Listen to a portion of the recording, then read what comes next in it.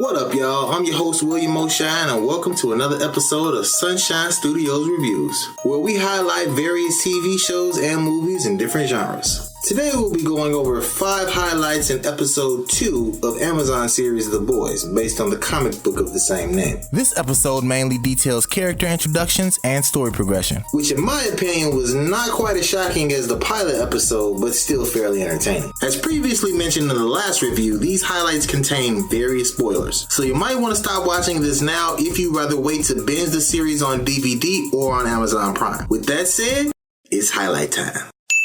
Highlight number 1. Cherie and Frenchie introduction. Picking up right where we left Huey and Butcher in episode 1, Butcher has an idea to enlist the help of an old friend, in which he has Huey tag along to meet after he helps him put an unconscious translucent in the trunk of his car. When they arrive at Butcher's said friend's place, we are first introduced to Cherie, portrayed by actress Jordana LaJoy. She's credited as a guest in this episode. And I think this is actually the only episode she appears in, but I could be wrong, so don't quote me. Hopefully I am though, as the character she's based on from the comics does play a significant role in the storyline. Shortly afterwards, we are then introduced to Frenchie, portrayed by actor Tamor Capone, who appears to have a solid appreciation for firearms, assault rifles, and various other automatic weapons. So of course, naturally after seeing Buddy Hardware collection, I'm like, nah, this is a guy I definitely want to be friends with in the zombie apocalypse. We soon find out that not only is Cherie his girlfriend, who is actually a different character named Marie in the comics, but that Butcher owes him money,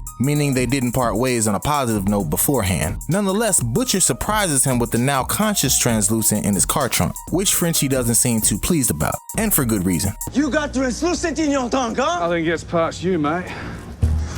Whoa, whoa, whoa, whoa! Go away. Get him out of here. All right, easy. He's chipped. The soups can be on their way. Homelander can be on his way right now. Wait, he's chipped? You bring this to my doorstep. This is not my problem, huh? Well, it is now. He knows what you look like. Now, on a side note, I haven't seen this particular actor, the one who plays Frenchie, Tamor Capone, in any interviews, so I don't know how he actually speaks. He could actually be French in real life, or he could just be American, or he could be another ethnicity or nationality. When I first heard him, I was like, okay, all right, well, shit, he portraying the fuck out of this role here. I don't know why I instantly thought of Chris Tucker making fun of that French dude in fucking Rush Hour 3 when I first heard him speaking shit. I'm just expecting Chris Tucker to just come out the clear blue sky and just like slap him like, God damn it, you're Asian. Who are you? Who sent you?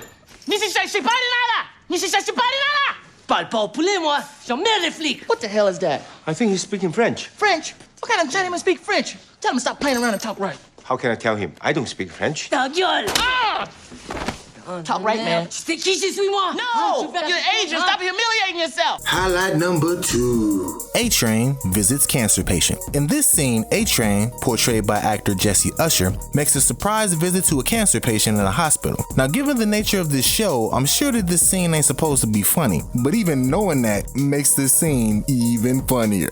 No matter how many times I watch this scene, I crack the fuck up. I figured the general purpose of this scene was to show how normal, quote unquote, a superhero could be, and that they too can fuck up just like regular humans. Kudos to the other co-stars in the scene that helped sell it. Hashtag funniest shit ever. My wish was to meet Translucent. That was my only wish. He's my hero. Yeah. Well, you know, maybe he can swing by next week or something.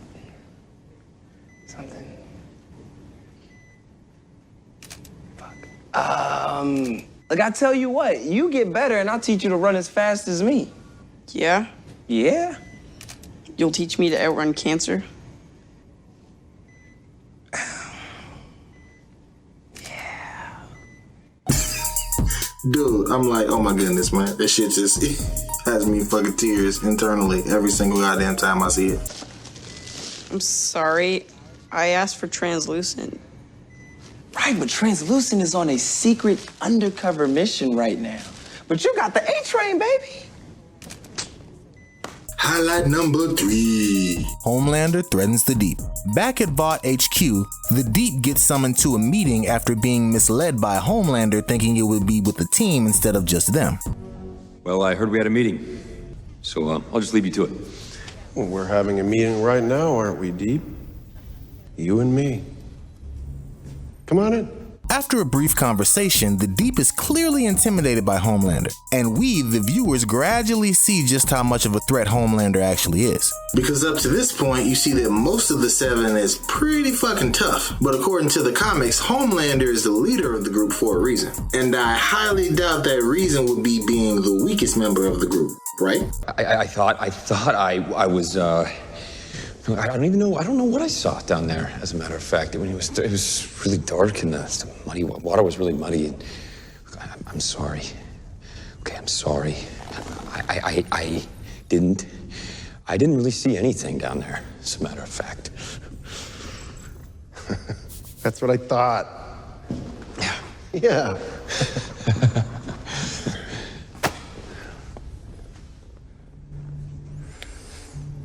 He gets his point across and then dismisses him. And honestly, I feel that him scaring the Deep was a little less than what he deserved considering what he did to Starlight in the first episode. Speaking of which, highlight number 4. Starlight berates the Deep and kicks some ass. In this highlight, the Deep and Starlight are stationed together to stop a drug shipment at a warehouse dock. During a wine fest where the Deep complains about being unappreciated and taken advantage of, he sarcastically inquires about Starlight's demeanor. Which we all correctly guessed that she's still heated from being taken advantage of before. Though this time she stands her ground after calling him out. And the whole time we was hoping he was about to get the ass whooping he deserved. You stuck up little... You ever touch me again, I will burn your eyes out. Understand me? But instead he saves face by redirecting her anger on the original task at hand, in which they are successful. However, I felt that the warehouse fight wasn't as interesting as the following confrontation she ends up having later. Which includes 2 frat boys about to rape a defenseless sorority girl. No, please, no.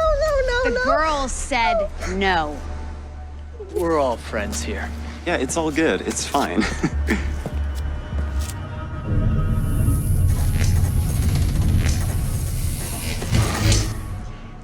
Miss, do me a favor and shut your eyes.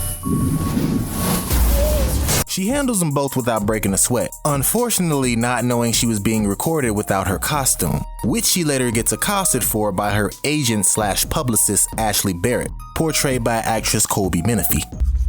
What the fuck, Starlight? Oh shit. Yeah, oh shit. And so glad you did it in plain clothes so you could blow your secret identity. Here. OMG, I recognize Starlight. That's Annie January. I went to Hoover High with her.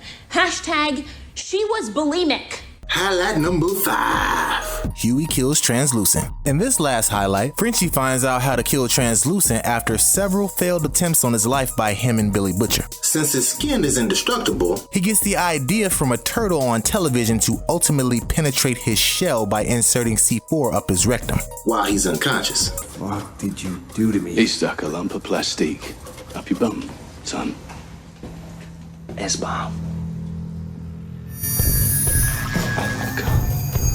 But before Butcher can detonate the bomb, Frenchie's alerted to a security system and surveillance footage that shows Homelander scouting the area. They quickly come up with a plan to distract him well enough to lead him away from the area by contacting Cherie in order to remotely set up an explosion at their hideout. Meanwhile, unguarded, Translucent uses his urine to short-circuit the electrical wires outside of his cage. And is able to escape. He kicks the door open and Huey threatens to kill him with the detonator Butcher and Frenchie left him with. Translucent then persuades him to let him go, which Huey ultimately does, but then instantly changes his mind, which doesn't seem like a bad idea given the deceitful smirk Translucent gives after thinking he's about to get away. Shout out to the special effects team for yet another fantastic visual.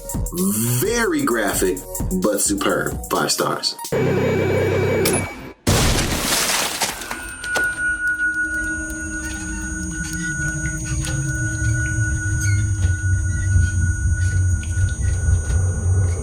As we bring this episode to a close, I highly suggest you watch this series. Because if you like my review so far, I promise you the show is even better in its entirety. So be sure to hit that subscribe button if you like this video. And please share this video and get your family and friends to subscribe too. Because after all, Barney says sharing is caring. Thanks for watching, y'all. Peace.